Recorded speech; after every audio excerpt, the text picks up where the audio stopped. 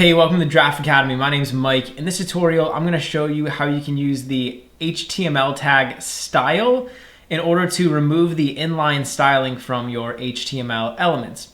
Now, the most basic way to style an HTML element is just to come in here to the tag and we can just say style, and maybe I could like change the color or something, right? So I could change the color of this header to blue and it changes and it works, right? So I'm just applying the style to each individual tag that I want the style to be applied to.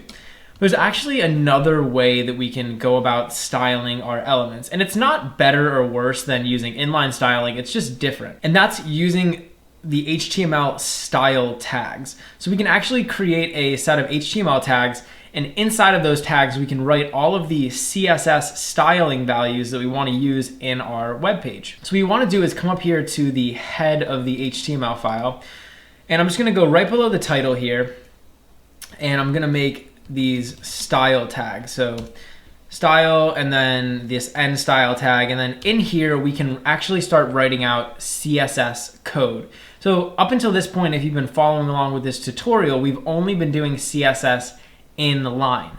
But now we're going to be doing some CSS inside of these style tags. The first thing you need to know about writing CSS inside of these style tags is how can you specify which HTML elements you want to style. In other words, when we're using these inline styles, if I go over to this H1, I can just put a style tag right here, right? And I automatically know what this styling is getting applied to because we're putting it here on this H1 tag, right? It's really obvious. It's hard to kind of miss what's getting styled. But up here inside of these style tags, we actually have to use something called a CSS selector. And we can use a CSS selector to select the HTML element or elements that we want to style. And I'm going to make an entire video just talking about CSS selectors. They can get a little complicated, and there's a couple more things that you need to know to fully grasp how to use selectors.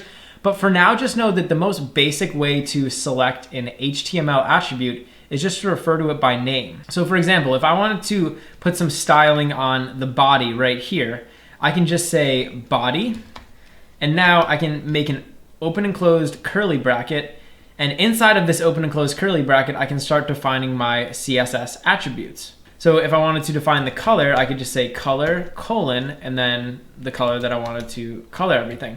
And so now what's gonna happen is all the text inside the body is gonna get colored blue. I could also make another property. We could do like background color, and why don't we make this red? And so now when I refresh my page, you'll see that all of the text is blue and we have a background color of red. But I didn't have to use an inline style. In other words, I didn't have to come here and like specify this whole inline style tag. I was just able to use a CSS selector to select the tag that I wanted to style, and then I included all of the CSS attributes inside of these curly brackets. So within these style tags, you can define as many CSS selected attributes as you want. So if I wanted to override the style for the header, I could say header1, and color is going to be, let's set it equal to green, right? So now instead of the header1 being blue, it's going to be green. But what's cool about this is going to apply to all of the headers on our entire web page. So let's add a couple more headers, right? Maybe below this little paragraph here, we can put another header1, and we can just call it another header. And then how about like right up here in front of this paragraph, we'll put another header1. We can say a third header. So when I refresh this page, you'll notice that all three of these headers are colored green, right? They're all colored green because I'm selecting up here using this CSS selector, I'm selecting all of the header ones in the entire document.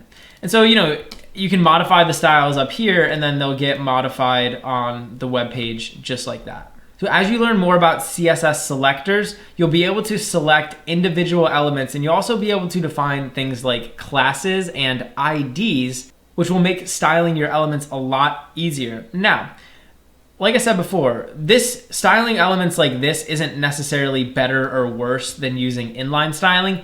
Inline styling has its advantage, and there's definitely a lot of situations where you're going to want to use it.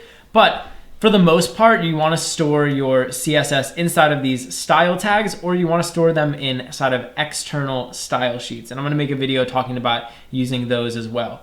But for now, just know that you can put any CSS that you want inside of these style tags, and it has to be inside of this head tag. And all your CSS can go in here, and that way you don't have to mess up all of these HTML tags with inline styling. Hey, thanks for watching. If you enjoyed the video, please leave a like and subscribe to Draft Academy to be the first to know when we release new content. Also, we're always looking to improve, so if you have any constructive criticism or questions or anything, leave a comment below.